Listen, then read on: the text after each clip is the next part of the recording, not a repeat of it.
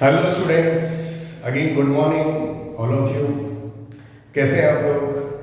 I hope आप लोग सब ठीक होंगे और अभी आप अपने घरों में होंगे और सुरक्षित होंगे। करेक्ट। अपनी सेहत का ध्यान रखिए और शायद आप पढ़ाई भी करते होंगे, ये मैं आपसे आशा कर रहा हूँ।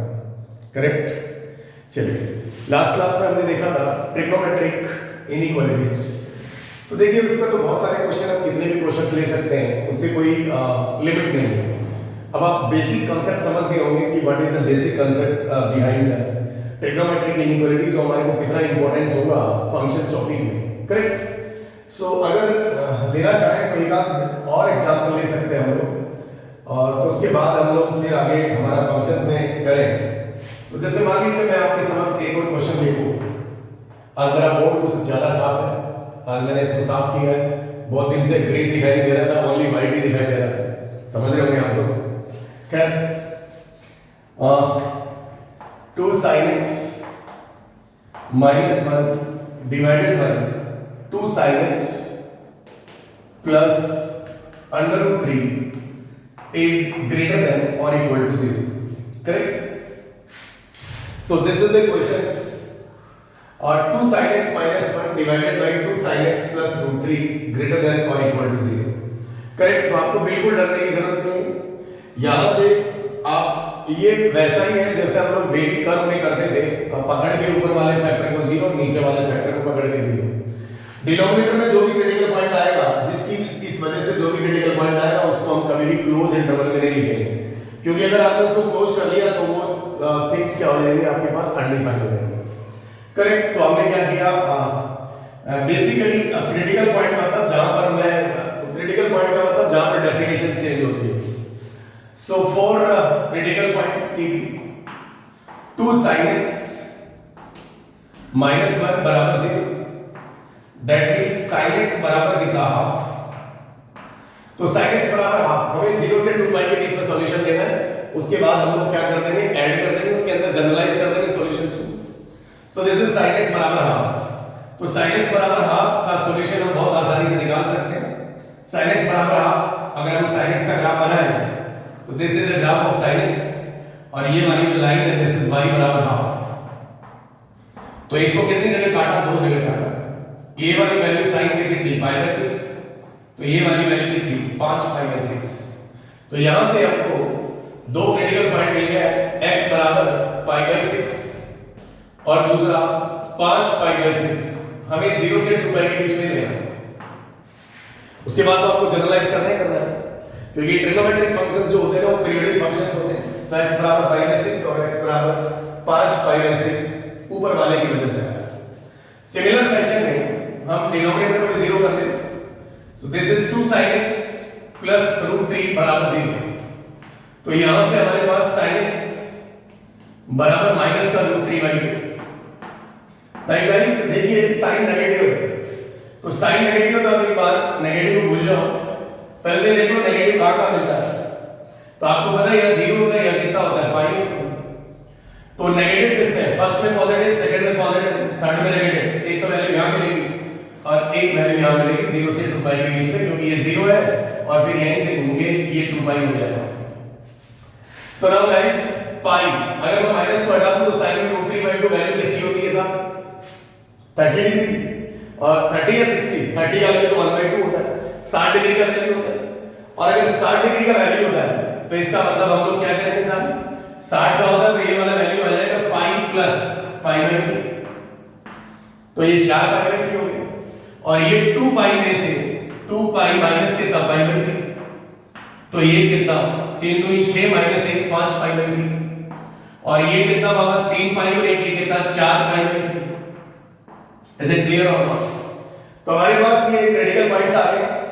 0 से 2 पाई के बीच में आप डायग्राम बना लीजिए और अपना आंसर निकाल दीजिए।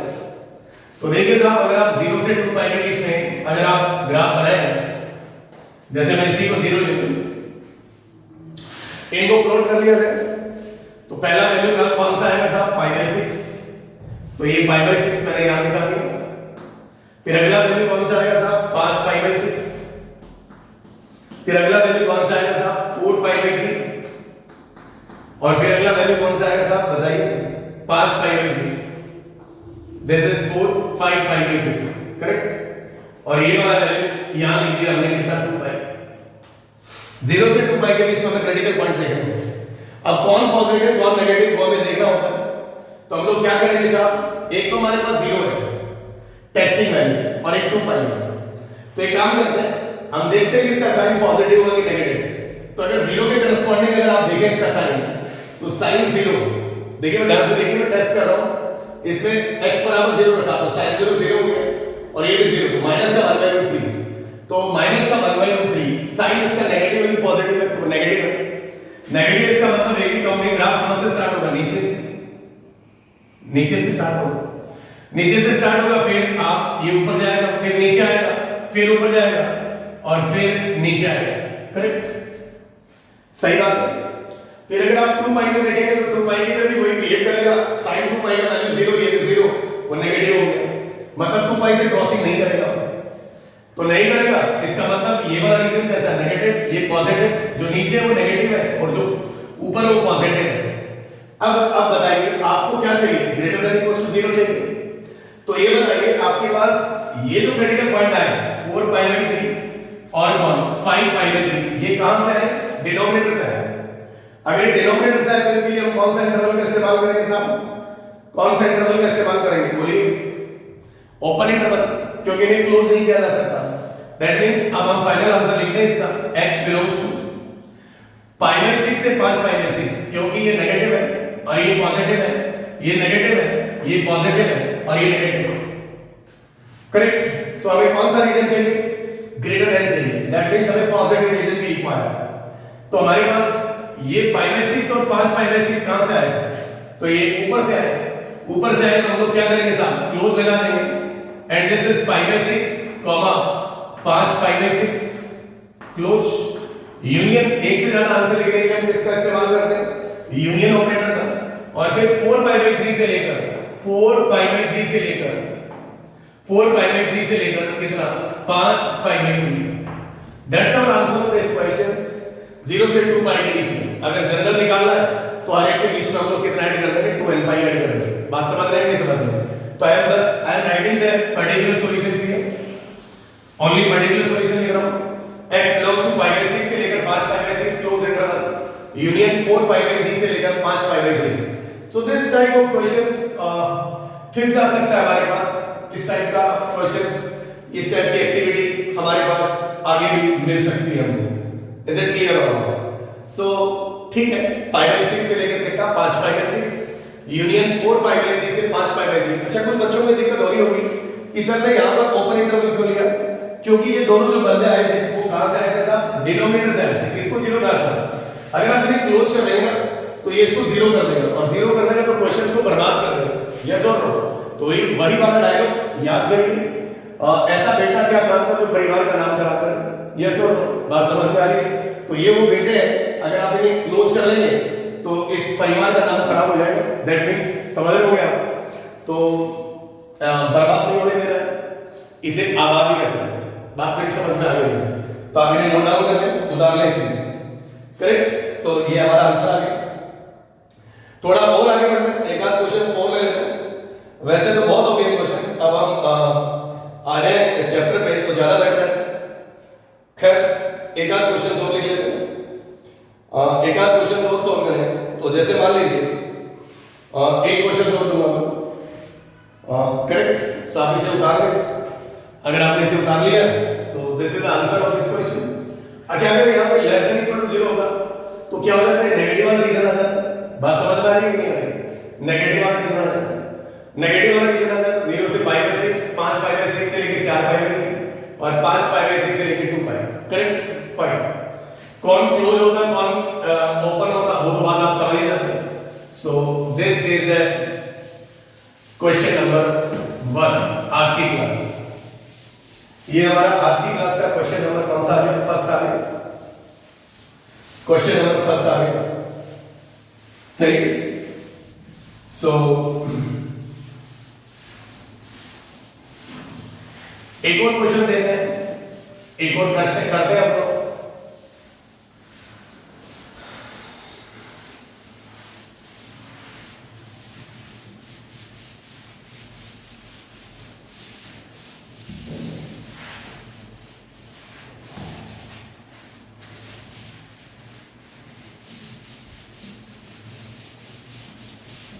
खैर आज मैंने थोड़ा पानी से मेरे बोर्ड को साफ किया, इसलिए थोड़ा मुश्किल से मिट रहा है, फिर से वही वाइट जैसा लक्षण हो जाएगा इससे। Correct.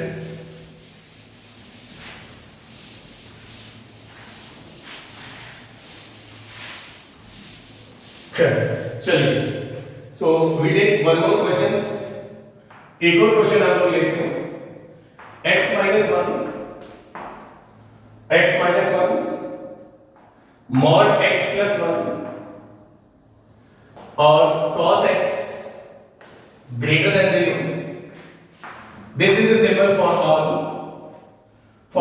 All x belongs to minus pi से लेकर पाई के बीच, माइनस पाई से लेकर पाई के बीच में। Correct. So guys this is the questions. तो बहुत आसान क्वेश्चन है, इसमें कोई आपको किंतु परंतु करने की जरूरत नहीं है। तो हम लोग क्या करेंगे साहब, सॉल्व करने के लिए, इस क्वेश्चन को सॉल्व करने के लिए सबसे पहले क्रिटिकल पॉइंट्स निकालेंगे। तो हम लोग लिखेंगे फॉर क्रिटिकल पॉइंट्स, इसे पकड़ के 0 मारा तो x बराबर कितना माना, इसे पकड़ के 0 मारा, इसे मॉड x प्लस 1 बराबर कितना 0, मॉड x प्लस 1 बराबर कितना 0। तो हमारे पास यहां पे क्या मिलेगा बताइए, x प्लस 1 बराबर 0। तो यहां से अगर कोई किसी क्वांटिटी का मॉड 0 है, मतलब वो क्वांटिटी 0 है, क्वांटिटी कौन है, x प्लस 1 बराबर 0। तो x बराबर कितना -1। एक क्रिटिकल पॉइंट, दो क्रिटिकल पॉइंट। अब मजे की बात है, cos x बराबर 0, cos x बराबर 0। करेक्ट। cos x बराबर 0, तो cos x कहां का 0 होगा वो बात भी हम लोग कर लेते हैं। सो cos x बराबर 0, तो cos x कहां का 0 होता है, माइनस पाई से पाई के बीच में। इट इज सी दैट थोड़ा गड़बड़ हो गया, इस तरह भी बनाना है, नेगेटिव साइड भी हमको ग्राफ बनाना है, नेगेटिव साइड भी हमें ग्राफ बनाना है। Correct. Now cos x minus pi से पाई के बीच में, तो इधर गया, इधर गया। यहां पर जो पॉइंट होता है एक और होता है भाई पाई बाई 2 होता है, और इधर जो गया वो कौन होता है भाई माइनस पाई बाई 2 होता है। और पाई बाई 2 देने का हो गया, तो ये वाला लेंथ यहां से यहां पाई हो गया और ये हो गया माइनस पाई हो गया। तो cos x बराबर 0, cos कहां का 0 होता है, तो पाई बाई 2 पे होता है, एक माइनस पाई बाई 2 पे होता है। तो x बराबर एक तो वैल्यू पाई बाई 2 मिल गई और एक x बराबर वैल्यू माइनस पाई बाई 2 मिल गई। There are the two critical point. Correct, सही। अब हम लोग नंबर लाइन ड्रॉ करेंगे। So how many critical point, 1 minus 1 pi by 2 and minus pi by 2। Minus pi से pi there are the extreme values. तो हमने इधर दिखा दिया माइनस पाई और इधर दिखा दिया पाई। करेक्ट। माइनस पाई से पाई की बात कर रहे हैं, माइनस पाई के इधर। अच्छा ये बताइए पाई का लगभग वैल्यू कितना होता है, तो ये हमें थोड़ा ध्यान से बनाना पड़ेगा। -1 वैल्यू है और एक माइनस पाई बाई 2 है, तो पाई के इधर ये वाली वैल्यू कितनी होगी साहब, तो ये पाई बाई 2 होगी। पाई का मान 3.14 होता है, मतलब 1 पॉइंट समथिंग, और 1 पॉइंट समथिंग इसका मतलब पाई बाई 2 इससे बड़ा होगा। दिस इज 1 आ गया, पाई बाई 2 आ गया। फिर -1 और minus pi by 2, minus 1 point something होता है, तो इधर माइनस पाई बाई 2 ही आएगा और इधर -1 ही आएगा। So there are the 4 critical point we are plotting on the real number line in between minus pi to pi. Correct? So guys, we check the sign. सबसे पहले हमने पाई डाल दिया, तो पाई डाल दिया तो पाई -1 पॉजिटिव, पाई +1 पॉजिटिव, cos पाई का वैल्यू कितना नेगेटिव, cos पाई का वैल्यू नेगेटिव। इसका मतलब ये वाला रीजन नेगेटिव होगा, ये वाला रीजन नेगेटिव होगा। नेगेटिव के बाद 1 से पाई बाई 2 के बीच में देखना है। किसके बीच में देखना है, 1 से पाई बाई 2 के बीच में देखना है। तो पाई बाई 2 से छोटा वैल्यू और 1 से बड़ा, पाई बाई 2 से छोटा वैल्यू और 1 से बड़ा, तो कौन सा वैल्यू लेंगे आप, 1 से बड़ा। तो पाई बाई 2 से छोटा, तो एक मान लीजिए कौन सा वैल्यू लेंगे, कोई भी वैल्यू ले लीजिए, तो डेफिनेटली वो वाला रीजन क्या आएगा, पॉजिटिव। क्या आएगा, पाई बाई 2 से छोटा और 1 से बड़ा। तो पाई बाई 2 1 यहां नहीं होगा, ये 0 है, तो ये cos तो पॉजिटिव दिख रहा है। क्या दिख रहा है, पॉजिटिव। अगर आप ग्राफ में देखें ना बेटा, तो ये पाई बाई 2 से पाई के बीच में cos नेगेटिव था, और अगर 1 यहां कहीं है, मान लीजिए दिस इज 1 यहां कहीं है, तो 1 से पाई बाई 2 के बीच cos पॉजिटिव है, और 1 से बड़ी वैल्यू के लिए ये वाली क्वांटिटी तो पॉजिटिव होगी, तो पॉजिटिव होगी, करेक्ट। फिर -1 से बड़ा और 1 से छोटा, तो 1 से छोटा वैल्यू 0 डालो, 0 डाला तो ये क्या होगा भाई, 0 डाला तो cos 0 का वैल्यू तो 1, और जो भी साइन चेक कर रहे हैं इसी में डाल के चेक कर रहे हैं, तो mod x + 1 ये भी पॉजिटिव, 0 डाल दिया, 0 डाला तो नेगेटिव आ गया, नेगेटिव आ गया तो ये नेगेटिव आ गया। फिर -π/2 से -1, तो -π/2 से -1, तो -1 यहां कहीं होगा, जैसे मान लीजिए -1 -π/2 के इधर होगा, तो इस केस में -π/2 से -1 के बीच में cos तो पॉजिटिव है, क्योंकि x एक्सिस के ऊपर ग्राफ लाई कर रहा है, लेकिन x का वैल्यू नेगेटिव है, नेगेटिव है, तो -π/2 से -1 के बीच में नेगेटिव है, तो ये क्वांटिटी नेगेटिव देगी। क्या देगा, नेगेटिव देगा कि नहीं देगा, तो ये नेगेटिव देगा, तो ये हमारे पास क्या आ गया, नेगेटिव। फिर -π से -π/2 के बीच क्या देगा, -π से -π/2 के बीच में क्या देगा, ये चीज आपको देखनी है, माइनस इसके बीच में क्या देगा, -π से -π/2 के बीच में क्या क्वांटिटी देनी चाहिए हमको, कोई भी वैल्यू कर लो, -π या -π/2 है, ये क्वांटिटी नेगेटिव है, तो ये नेगेटिव देगा, और ये तो नेगेटिव देगा ही, तो नेगेटिव नेगेटिव क्या हो गया, पॉजिटिव, तो this quantity is one again positive. So this is the sign diagram of this questions, so that's why we write answer. यहां पर डंडा नहीं था, डंडा अगर नहीं है तो हम लोग, ये कौन सा रीजन चाहिए आपको, पॉजिटिव रीजन चाहिए, सो पॉजिटिव रीजन चाहिए, तो हम लोग आंसर दे देंगे -π से लेकर -π/2, you see here this is positive, union 1 से लेकर π/2, 1 से लेकर π/2, ये मेरा इस क्वेश्चन का आंसर हो गया। So this is our questions of today's class, second questions. So we can match the answer of these questions. अगर आप इसका आंसर मैच करना चाहेंगे, that means absolutely correct answer, कोई दिक्कत नहीं। So x belongs to -π से -π/2, union 1 to π/2, correct? So this is our answer. कोई मिस्टेक तो नहीं है, चेक कर लीजिए, शायद मुझे तो ठीक ही लग रहा है। साइड डायग्राम में आपको कोई प्रॉब्लम नहीं होनी चाहिए, अगर आपको फिर भी प्रॉब्लम है तो अगेन आई एक्सप्लेन, π/2 से π के बीच, तो π/2 से π के बीच cos नेगेटिव है, तो ये नेगेटिव है, π/2 से π के बीच कोई भी वैल्यू होगी तो पॉजिटिव देगा, तो इसलिए पॉजिटिव इनटू नेगेटिव, तो ये नेगेटिव दे गया।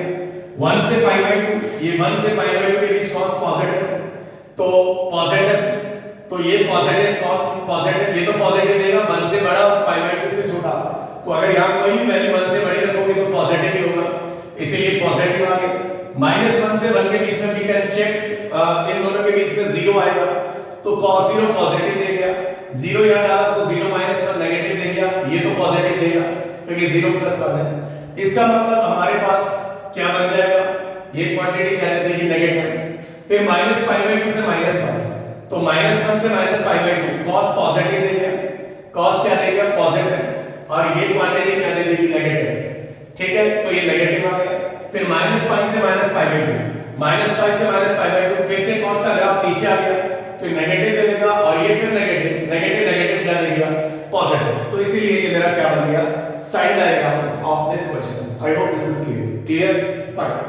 सो this is all about the trigonometric inequality. बाकी जो भी काम कर रहे हैं वो हम लोग जब डोमेन वगैरह के क्वेश्चन आएंगे तब करेंगे। आई होप दिस इज क्लियर। आप इसे उतार लें, अच्छे से छाप लें, तो अपनी कॉपी में इसे नोट डाउन कर लें, करेक्ट। सो आगे बढ़ते हैं। सो आपने उतार लिया हो,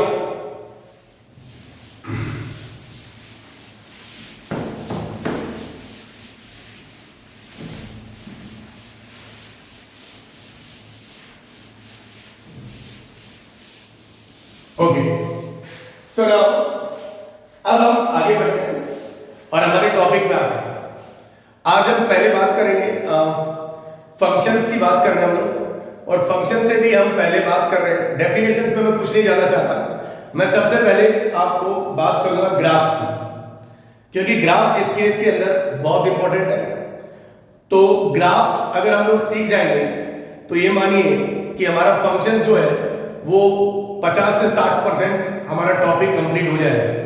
और मैं आपको एक और बात बताऊं कि जैसे मैं 11th क्लास में आप लोगों को कहता था कि कम से कम 50, 60 या 100 एक ग्राफ रट लीजिए, जिससे आपके क्वेश्चंस बड़े फास्ट होने स्टार्ट हो जाएंगे। बात समझ पा रहे हैं? तो वो तो आपको देखिए आईडी अगर निकालना है तो आपको कुछ चीजें तो याद रखनी पड़ेंगी। कोई कहता है कि नहीं सर मैं इसका ग्राफ बना लूं, सर मैं इसका ग्राफ बना लूंगा, सर मैं तो जानता हूं, सर मैं इसकी लिमिट डिस्कस कर लूंगा, कंटिन्यूटी डिस्कस कर लूंगा, मैं इसकी मैक्सिमम मिनिमम वैल्यू निकाल लूंगा, वगैरह वगैरह। तो देखिए बॉस, आप जब तक निकालेंगे ना तब तक घंटा बज चुका होगा। और इसीलिए बहुत सारे स्टूडेंट ऐसे होते हैं जो इन ग्राफ्स को याद कर लेते हैं और जो खटाखट चौका मारते हैं। क्लियर? सो इसीलिए कुछ ग्राफ्स ऐसे होंगे जिनको हमें याद कर लेना है और उसी के आधार पे हम लोग क्वेश्चन सॉल्व करेंगे, क्योंकि ग्राफ हमको कंप्लीट विजुअलाइजेशन देता है और विजुअलाइजेशन से हमें सब कुछ पता चल जाता है कि इसका डोमेन क्या है, इसकी रेंज क्या है, ये क्या है, 1 1 onto, many one, bijective, surjective, whatever जो भी सेक्टिव हो। करेक्ट? तो मैं आपको ये बताऊं कि अगर आपने 100 ग्राफ याद कर लिए तो ये मान लीजिए कि जैसे 11th क्लास में हमने साइन, कॉस, टेन, कॉट, सेक, कॉसेक के तो ग्राफ याद करते ही हैं। कुछ ग्राफ्स हमें और याद कर लेने, जैसे कुछ एक्सपोनेंशियल है वो भी हम लोगों को याद हो जाते हैं। लेकिन इस स्टेज पर आपको ग्राफ लगभग आपको 100+ के आसपास ग्राफ याद होने चाहिए। 100, 120 ग्राफ अगर आपको फ्रीक्वेंट याद है तो ये मान लीजिए आप लोग बाजी जीत जाएंगे, और हमें बाजी जीतनी है। समझ रहे हैं आप मेरी बात? सो हम लोग बात करते हैं, पहले मैं फिर से डेफिनेशन में नहीं जाऊंगा, अब मैं फंक्शंस में ही बात कर रहा हूं। ग्राफ्स, इसकी बात कर रहा हूं, ग्राफ्स। हम लोग ग्राफ्स की बात कर रहे हैं, तो ग्राफ्स बनाने के लिए कुछ कुछ चीजों को हमें ध्यान में रखना पड़ेगा, इंपॉर्टेंट पॉइंट्स याद रखने पड़ेंगे कि जिसके बारे में हमें पता होना चाहिए कि कौन चीज क्या है और कौन कैसे है, कैसे होगा। करेक्ट? सो मेरा फंक्शन टॉपिक पढ़ाने का मतलब जो ट्रेंड है ना वो डिफरेंट है। मतलब मैं ये नहीं लेता हूं कि हाँ भाई फंक्शन की डेफिनेशन हो गई, हाँ भाई ये लो टेस्ट करो भाई फंक्शन कौन कौन है, क्या क्या है। हालांकि ऐसा नहीं है कि वो चीज मैं नहीं करूंगा, वो चीज भी मैं करूंगा, लेकिन वो बाद में करेंगे हम लोग। तो अभी हम लोग मेन फोकस हमारा हो जाएगा किस पे? ग्राफ्स पे। और ग्राफ्स में ग्राफ्स बनाने के लिए हमें कुछ इंपॉर्टेंट पॉइंट्स के बारे में पता होना चाहिए, या कुछ जो डेफिनेशंस हैं उसके बारे में पता होना चाहिए।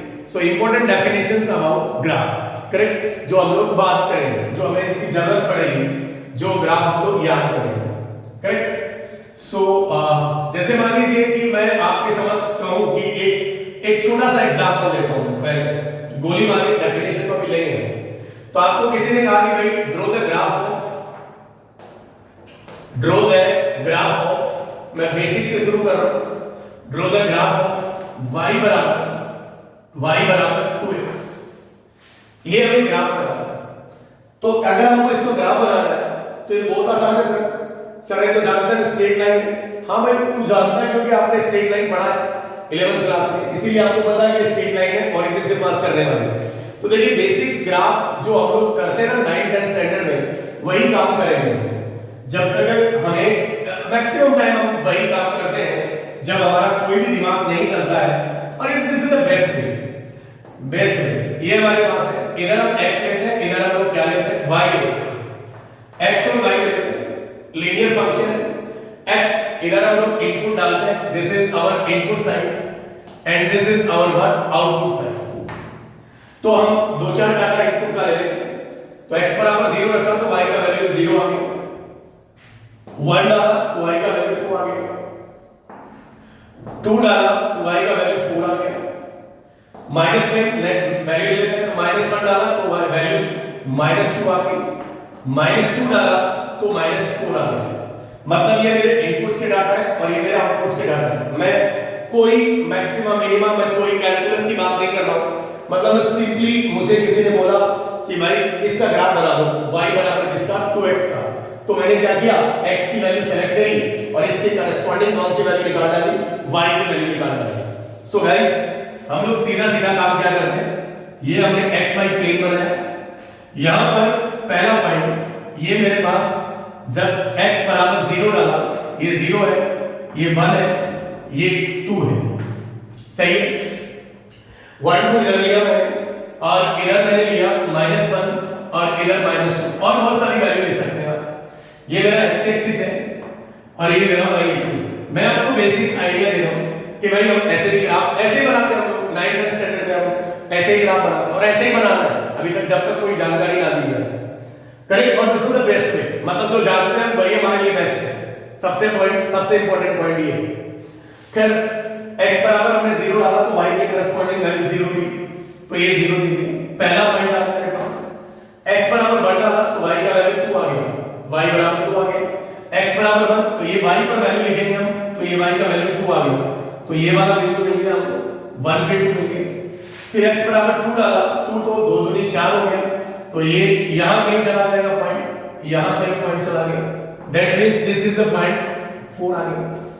फिर सिमिलर वे में -1 डाला तो -2 आ गया, तो -1 डाला तो -2 नीचे कहीं जाएगा, तो दिस इज द पॉइंट -2 आ गया। इस पॉइंट को हम लोगों ने ऐसे हाईलाइट कर दिया और फिर हमने -2 डाला तो -4 आ गया, तो ये इधर हमने -4 दिखा दिया and this is the point -2 पर -4 आ गया।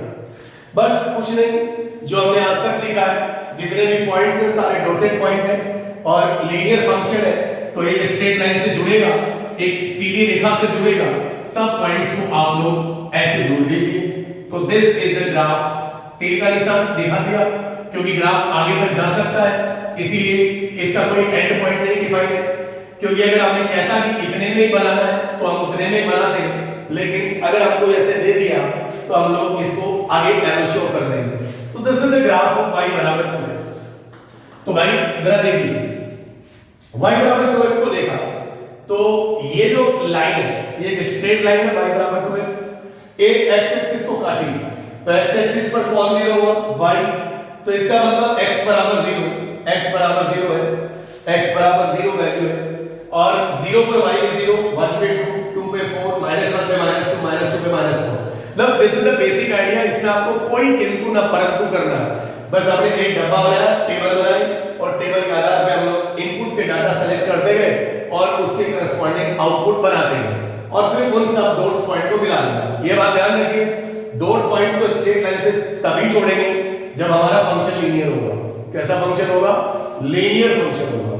So guys this is the graph of y बराबर 2x। मैंने इसके अंदर कुछ भी नहीं किया, इसको हमने बहुत आसानी से बना लिया, करेक्ट। वैसे भी मैं आपको बताऊं कि दुनिया में सबसे पहले इक्वेशन नहीं आई, हमने क्या किया, उल्टा प्रोसेस करते हैं हम लोग इक्वेशन से ग्राफ बनाते हैं, लेकिन पहले तो एक्सपेरिमेंट हुआ होगा ना, तो पहले ग्राफ आया दुनिया में, ग्राफ के आधार पे लोगों ने इक्वेशन लिखा, लेकिन हम लोग क्या करते हैं, इक्वेशन के आधार पे क्या बना रहे हैं, ग्राफ बना रहे हैं, करेक्ट। क्योंकि हम लोग थ्योरेटिकल पोर्शंस की बात कर रहे हैं, हम लोग प्रैक्टिकल परफॉर्मेंस नहीं कर रहे हैं, इसीलिए पहले हमारे पास इक्वेशन होती है और इस इक्वेशन के आधार पे हम लोग क्या बनाते हैं, ग्राफ बनाते हैं। तो ये ग्राफ हमने बना लिया। सर ये कौन सी बड़ी बात है, ये तो हम भी बनाते हैं। यस, मैंने कहा था कि आप लोग नहीं बना सकते, आप लोग इसे डेफिनेटली बना सकते हैं, इसमें कुछ भी नहीं, करेक्ट, सही। फिर हम थोड़ा और आगे बढ़ते हैं। सो ठीक है, फिर बात है कि सर ऐसे तो बना ही नहीं, जैसे कोई भी ग्राफ होगा तो हम लोग बना ही नहीं, तो सही है, बना ही देना, करेक्ट। इसमें कोई रॉकेट साइंस नहीं है, अभी तक तो कोई रॉकेट साइंस नहीं है। सो अब हम बात करते हैं कि भाई कुछ पॉइंट्स अब हमें ध्यान में रखने पड़ेंगे कि कौन चीज क्या है ग्राफ बनाने के लिए। सो इंपॉर्टेंट डेफिनेशंस या इंपॉर्टेंट पॉइंट्स, सो हम लोग डेफिनेशंस यूज करते हैं या फिर इंपॉर्टेंट टर्म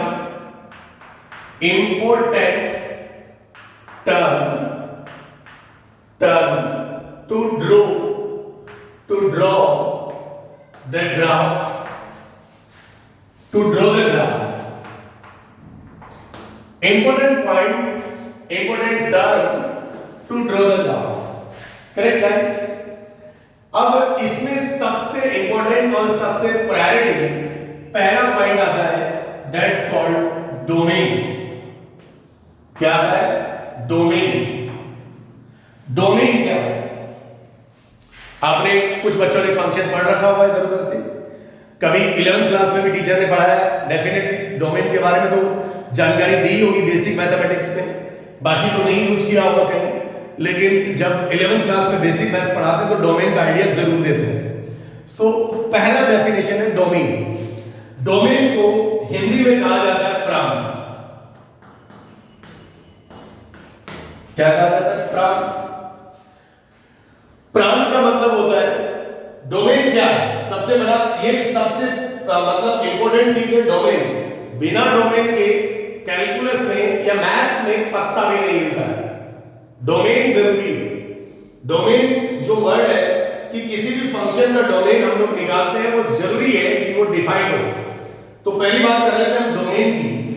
तो डोमेन क्या होता है? डोमेन के अंदर पहला पॉइंट है the set of values of x, the set of values of x for which the given function is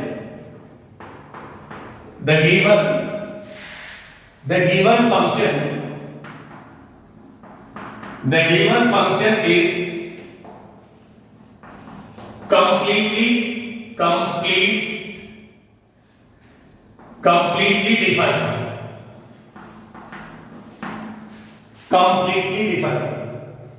मतलब भैया the set of values of x, correct? किसकी वैल्यू का सेट चाहिए? x का। For which the given function is completely defined. मतलब defined मतलब परिभाषित, सुपरिभाषित। हिंदी की बात करूं, सुपरिभाषित। सुपरिभाषित मतलब अच्छी तरह से डिफाइन किया हुआ। क्या कहा मैंने? The set of values of x for which the given function is completely defined. सुपरिभाषित मतलब अच्छी तरह से डिफाइन किया हुआ। बोले साहब ये डिफाइन करना क्या होता है? तो मैं आपको समझाऊं कि जैसे मान लीजिए कि आप अगर मान लीजिए कि कहीं भी आप कोई काम कर रहे हैं या फिर कहीं फॉरेन वगैरह जा रहे हैं। इस समय तो मत जाइए फॉरेन, क्योंकि जाना उचित नहीं है। अभी तो कोरोना पैंडेमिक चल रहा है, तो इसीलिए बाहर जाना उचित नहीं है। अपने घर में रहिए, स्वस्थ रहिए, सेफ रहिए, घर पे रह के पढ़िए। फिर भी मैं एक एग्जाम्पल आपको समझा रहा हूँ। मान लीजिए आपको कहीं बाहर जाना है, तो बाहर जाना है तो उसके लिए मतलब आपके पास एक वैलिड पासपोर्ट होना चाहिए, वीजा होना चाहिए, टिकट होना चाहिए, एक आईडी होना चाहिए। तो वो आपको बाहर जाने के लिए आपका एक कलेक्शन है। क्या है? कलेक्शन है। तो यहां पर हम लोग किसका कलेक्शन कर रहे हैं? x की वैल्यू का, जिसके लिए the function is completely defined. Correct? मतलब आप ऐसे समझिए कि भाई हमें बाहर जाना है, तो हम किस किस चीजों का कलेक्शन बनाएं कि जो हमें बाहर जाने का के लिए डिफाइन कर सके। तो पासपोर्ट हो गया, टिकट हो गया, वीजा हो गया, और थोड़े बहुत पैसे मान लीजिए या आपकी आईडी मान लीजिए। तो इन चार चीजों को आपने एक सेट में डाल दिया कि भाई ये थिंग्स जो है, ये वस्तु जो है, या ये चीज जो मेरे लिए प्रायोरिटी है, इसके बिना मैं बाहर नहीं जा सकता, मुझे एयरपोर्ट में एंट्री नहीं मिलेगी। समझ रहे मेरी बात आप? तो आपके पास ये चीज होनी चाहिए। तो खैर वो तो एक पर्सन को डिफाइन करने के लिए था कि किसी पर्सन को आउट ऑफ इंडिया जाना है, तो वहां पे भी बात वही है।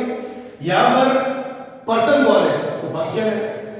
किसका सेट बनाना है? तो x की वैल्यू का सेट बनाना है, जिसके लिए वो कंप्लीटली क्या हो? डिफाइन। अगर मान लीजिए कहे कि साहब मेरे पास टिकट भी है, वीजा भी है, पासपोर्ट नहीं है, तो ऐसा थोड़ी ना होता है कि भाई आपके पास पासपोर्ट नहीं है तो आपको कोई एयरपोर्ट में एंट्री देने देगा? कोई नहीं देगा। बात मेरी समझ पा रहे हैं कि नहीं समझ पा रहे? वो एसेंशियल जो थिंग्स है वो होनी चाहिए। अगर वो नहीं होगी तो आपको एंट्री नहीं मिलेगी, क्योंकि आप अनडिफाइंड है उस प्रोसेस को करने के लिए। करेक्ट? सो इसीलिए क्या हुआ कि the set of values of x, और आपको पता है कि जैसे हम लोग लिखते हैं ना y बराबर fx, इसमें जो y बराबर fx होता है ना, ये जो x होता है ना ये इनपुट होता है, और ये जो y होता है ना ये आउटपुट होता है। ये मैंने आपको बताया था मेरे पहले लेक्चर में। तो x इनपुट है, मतलब डोमेन जो है वो इनपुट वैल्यू का सेट होता है जिसके लिए फंक्शन डिफाइन हो। तो फिर हम ऐसा भी लिख सकते हैं कि भाई डोमेन जो है ना, domain is set of inputs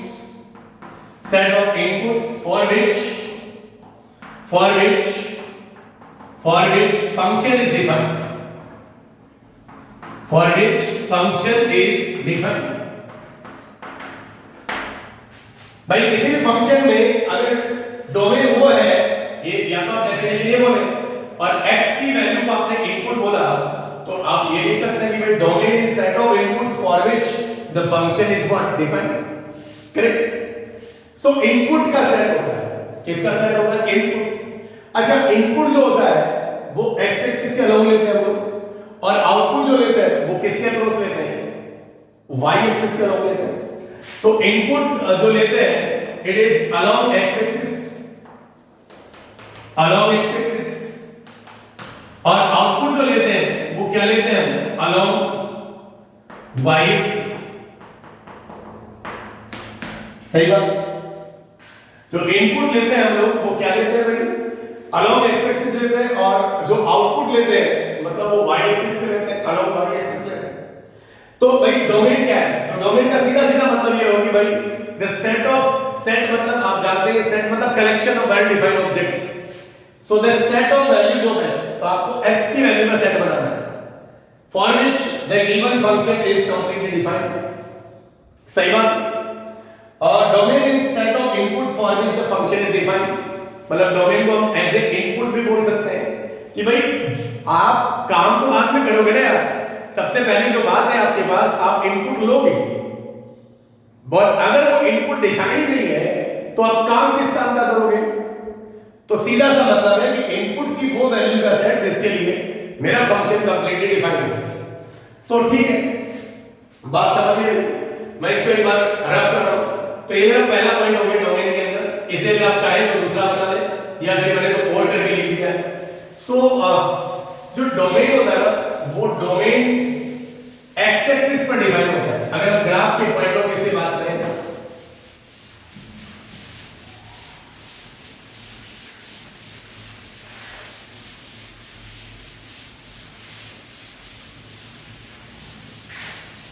correct. सो अगर एक और पॉइंट हम लोग लिखें इसके अंदर, domain is defined on x axis, क्योंकि एक्स एक्सिस इनपुट बोलते हैं हम लोग। Domain is defined on x axis, x axis पे डिफाइन करते हैं। सही बात। खैर, अच्छा अब एक बात बताओ कि एक्स एक्सिस पर हम लोग डिफाइन करते हैं, तो मैं आपके सामने से एक क्वेश्चन लिखता हूं कि मान लीजिए मेरे पास लिखा हुआ है fx बराबर 1/x-4। मुझे कोई कहे इसका डोमेन बताओ, तो क्या ये 1 डिफाइंड है? हाँ, 1 तो डिफाइंड है। क्या x में 3x का वैल्यू 3 रखूं तो 3 - 4 मतलब -1, 1/-1 मतलब -1 डिफाइंड है? हाँ डिफाइंड है। तो ऐसा कौन सा वैल्यू यहां पर रखूं कि ये अनडिफाइंड हो जाए? तो 4 - 4 ये 0 हो गया, तो किसी भी फ्रैक्शन का डिनोमिनेटर 0 हो जाएगा तो एंटायर फंक्शन अनडिफाइंड हो जाएगा। तो हम लोग इसका जो डोमेन लिखेंगे इस केस में, अगर मैं कहूं कि इसका डोमेन क्या है, तो डोमेन इसका हो जाएगा R में से, R कौन है? Real number. R में से किसको हटा दें? 4 को हटा दें। दैट मींस R माइनस कितना 4, R माइनस कितना 4, मतलब इसका जो डोमेन होगा वो टोटल रियल नंबर में से 4 को हटा दिया जाए, उसके अलावा कोई भी आप वैल्यू रखिए यहां पर, उसका डोमेन डिफाइन होगा। समझ रहे हैं? नहीं समझ रहे? तो इसका मतलब ये सेट बना दिया आपने। किसका सेट बना दिया? किसका सेट बना दिया? x की वैल्यू का सेट। तो बोले साहब अगर आपको लिखना हो तो, अरे तो बहुत सारे नंबर होंगे भाई, इसके अंदर तो आपने ये 4 के कारण नॉट डिफाइन है, तो आपने टोटल में से नॉट डिफाइन वैल्यू घटा दी। तो ये कौन सी वैल्यू आ गई? Defined value. मतलब ये कौन सी वैल्यू है? डिफाइंड वैल्यू का set, defined values of x है। डिफाइंड वैल्यूज का सेट डोमेन कहलाता है। r का नाम रियल नंबर, रियल को हम लोग रियल वैल्यूज पढ़ रहे हैं, this is real number. Real number मतलब क्या? टोटल। और उसमें से ये जो 4 था ये नॉट डिफाइंड था, this is not defined value. इस फंक्शन के लिए अगर x बराबर 4 आपने रख दिया तो ये नॉट डिफाइंड वैल्यू। कौन सी वैल्यू है? Not defined. इसका मतलब हमारे पास एक फंडा बन गया, एंड व्हाट इज द फंडा? नेक्स्ट स्टार लगा के लिख देता हूं, defined value plus not defined value, defined value plus not defined values is equal to real number, is equals to real number. इसको आप मेमोराइज कर लें। मेमोराइज क्या? ये तो कंसेप्चुअल ही है। आप देख सकते हैं डिफाइंड वैल्यू मतलब डोमेन। अगर ये नॉट डिफाइंड प्लस डिफाइंड बराबर कितना? टोटल। क्योंकि एक रियल नंबर है, ये हमारा इंटायरली रियल नंबर है, इसके अंदर इधर प्लस इंफिनिटी जा रहा है और इधर माइनस इंफिनिटी जा रहा है। इधर कौन है? 0 है, 1 है, 2 है, वगैरह वगैरह, -1 and this is on and this is on. तो इसके ऊपर बहुत सारी वैल्यू ऐसी भी हैं जो इसको डिफाइन करेंगी, और एक वैल्यू ऐसी है, कौन सी वैल्यू? 4, जिसके कारण ये नॉट डिफाइन है। तो इसका मतलब इस टोटल में से उसको घटा दिया तो हमारे पास कौन सी वैल्यू आ गई? डिफाइन वैल्यू आ गई। ठीक है, सो एक पॉइंट हमारे पास ये आ गया कि define value plus not define values बराबर टोटल रियल नंबर। यस और no? Correct. Domain is defined on x एक्सिस। सर इसका क्या मतलब है? ये बता देता हूं, इसका क्या मतलब है। तो डोमेन में हम लोग किसका सेट लेंगे बाबू? x की वैल्यू का सेट लेंगे, जिसके लिए हमारा फंक्शन कंप्लीटली क्या हो? डिफाइंड हो। करेक्ट। या फिर इनपुट वैल्यूज का सेट लेंगे, जिसके लिए हमारा फंक्शन इंटायरली कंप्लीटली डिफाइंड हो। मतलब उसमें ऐसा कोई भी एलिमेंट ना हो जिसकी वजह से वो नॉट डिफाइंड हो जाए। अच्छा ये बताया कि डोमेन कहां डिफाइंड होता है? x एक्सिस पे। सर इसका क्या मतलब है? इसका भी एक एग्जांपल समझते हैं। जैसे मान लीजिए मैंने कहा कि भाई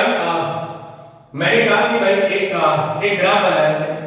एक क्या बनाया? ग्राफ। एक ग्राफ बनाया ऐसा, जैसे यहां पे लिखा 5 और यहां पे लिखा -3। करेक्ट। -3 ये 0 और ये 5, एंड दिस इज y बराबर fx। ग्राफ को देख के हम लोग डोमेन x एक्सिस पर, मैं ग्राफ के रेस्पेक्ट में इस पॉइंट की बात कर रहा हूं कि डोमेन जो डिफाइन होता है फंक्शन का वो x एक्सिस पे डिफाइन होता है। करेक्ट। मैं ग्राफ के रेफरेंस में बात कर रहा हूं, x एक्सिस और ये y एक्सिस। तो ये बताइए ये जो ग्राफ है x एक्सिस पर कितना फैला हुआ है? तो सबसे लोअर वैल्यू कितनी है? -3 और हाईएस्ट वैल्यू कितनी है? 5। बात मेरी समझ में आ रही है? ये यहां पर इंक्लूडेड पॉइंट है।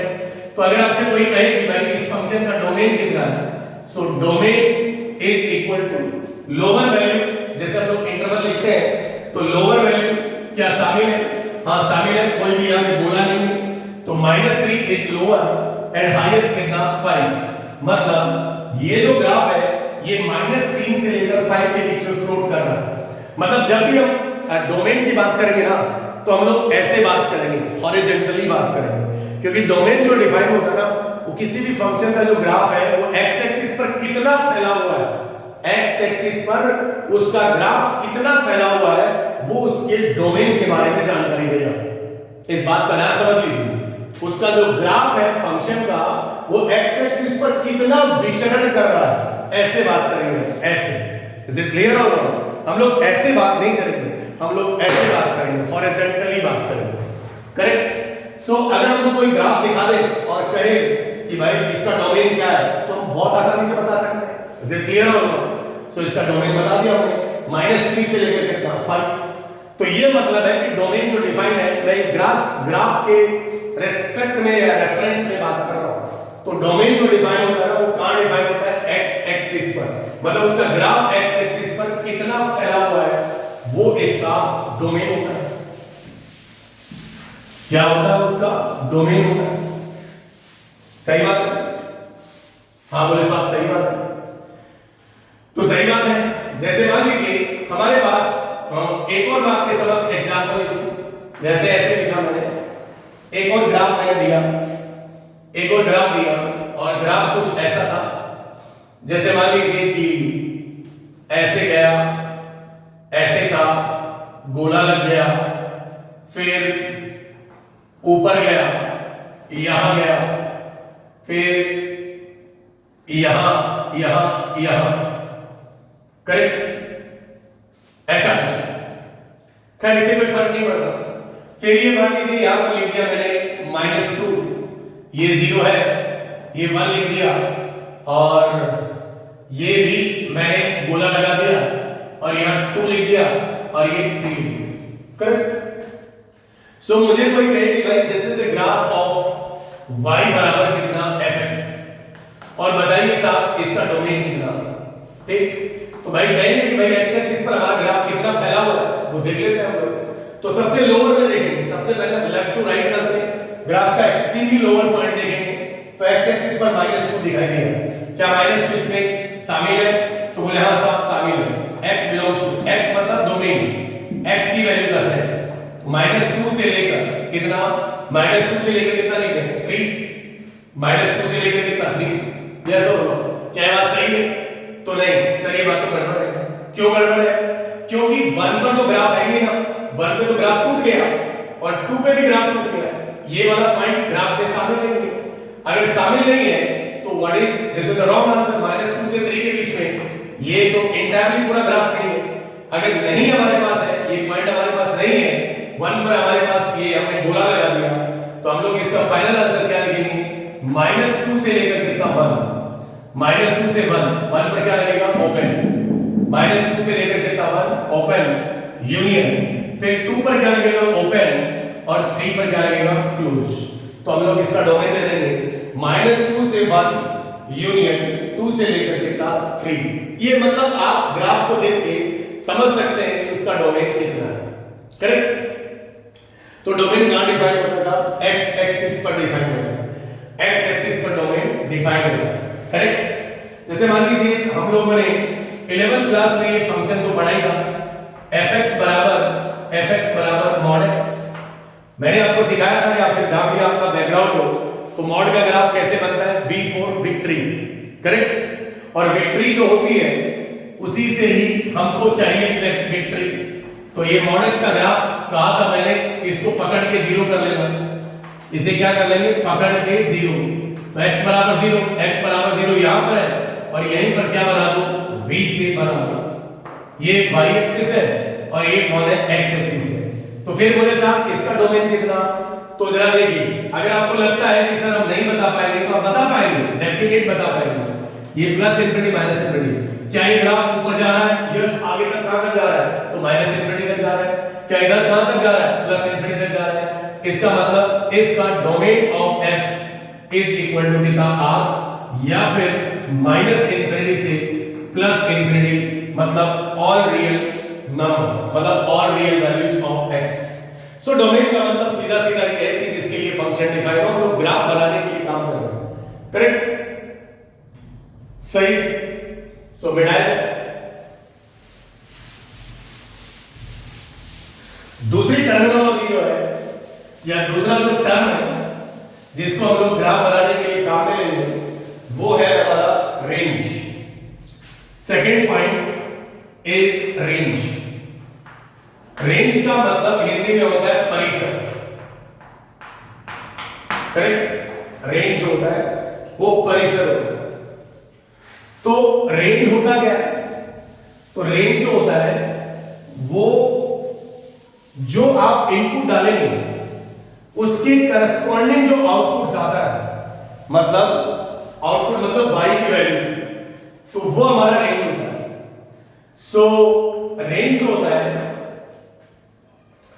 it is range is defined, it is defined on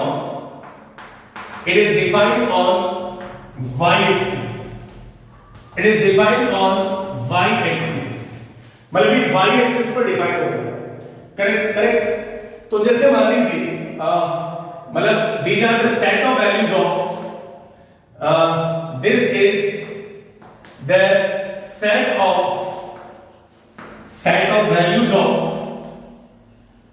values of y corresponding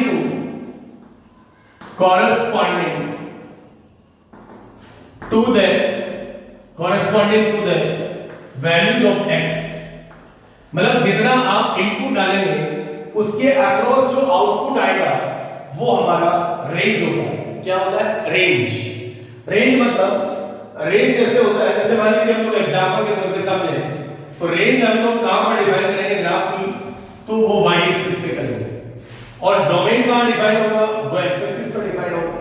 correct और नॉट? सो मान लीजिए कि मेरे पास ये ऐसा कुछ है, जैसे ऐसा कुछ है, ये वैल्यू है यहां पर मान लीजिए इसको थोड़ा छोड़ देते हैं, दूसरा एक एग्जांपल लेते हैं हम लोग कि भाई रेंज की अगर हम बात कर रहे हैं तो जैसे मान लीजिए हम लोग एक एग्जांपल के तौर पे बात करें कि भाई इसका रेंज क्या है, कैसे डिफाइन करें। तो जैसे मान लीजिए कि करेक्ट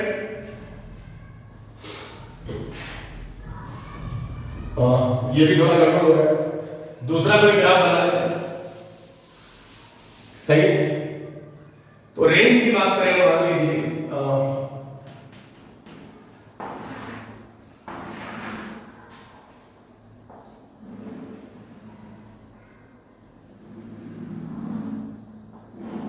ऐसा, तो ये मान लीजिए कि यहां पे ये हमारा मान लीजिए 0 है, ये हमारा मान लीजिए 2 है, तो 2 के क्रॉस जो वैल्यू है वो 3 है, और फिर यहां पर जो है वो 3 है, और यहां 4 है, और यहां 5 है। करेक्ट, सही है। और इसके क्रॉस जो वैल्यू है वो मान लीजिए -6 ऐसा है। मतलब आपने इनपुट 2 दिया तो आउटपुट कितना मिला? 3, और इनपुट आपने 4 दिया तो आउटपुट कितना? -6। जब इनपुट आपने 0 दिया तो आउटपुट 0 है, 3 दिया तो 0 है, और 5 दिया तो भी 0। तो मान लीजिए हमसे कोई पूछे कि भाई ये हमारा y एक्सिस है और ये हमारा कौन है? x एक्सिस है। तो रेंज के लिए हम लोग ऐसे चलेंगे, ऐसे वर्टिकल, और डोमेन के लिए हम लोग कैसे मूव करेंगे? हॉरिजॉन्टली। तो जरा ध्यान दीजिए, हम लोग इस केस में हम लोग बात करेंगे कि भाई इस फंक्शन का जो रेंज होगा वो क्या होगा। तो -6 से लेकर 3 किसी भी इंटरवल को लिखते हैं हम लोग, तो वो लोअर वैल्यू पहले और हायर वैल्यू बाद, -6 to 3। करेक्ट। अगर इसी क्वेश्चन में पूछा जाए कि डोमेन ऑफ द फंक्शन क्या है, that means this is the graph of y बराबर कितना? fx। सो अगर इसका डोमेन पूछे तो डोमेन बताइए, 0 से लेकर कितना ग्राफ है? 5। तो 0 से लेकर कितना? 5। तो ये किसकी वैल्यू है? x की वैल्यू का सेट है, और ये किसकी वैल्यू का सेट है? y का वैल्यू। तो जो रेंज है वो कहां पे डिफाइन होता है? वो y पे डिफाइन होता है। इज इट क्लियर और नॉट? मैं अभी इसके डिटेल डिस्कशन में नहीं जा रहा, मैं इसमें हम फिर से आएंगे। डोमेन एंड रेंज ये हमारा खत्म नहीं हुआ अभी। आप कुछ बच्चे सोच रहे होंगे कि अभी खत्म हो गया, ये मैं ग्राफिकल पॉइंट ऑफ व्यू बात कर रहा हूं कि मैं जब ग्राफ बनाऊंगा तो आपको ये बात समझ में आनी चाहिए कि भाई डोमेन सर क्या लिख रहे हैं, रेंज सर क्या लिख रहे हैं, बात समझ में आ रही होगी। सो टुडे आई स्टॉप, अगली क्लास में हम लोग लेंगे। सो ये बात आप थोड़ा समझिए। अब हम अगली क्लास में डेफिनेटली ग्राफ पे पूरी तरह से आ जाएंगे। सो आज के लिए इतना ही। Thank you for watching my video. Like करिए, सब्सक्राइब करिए और मजे लेते रहिए, खूब पढ़िए। Thank you.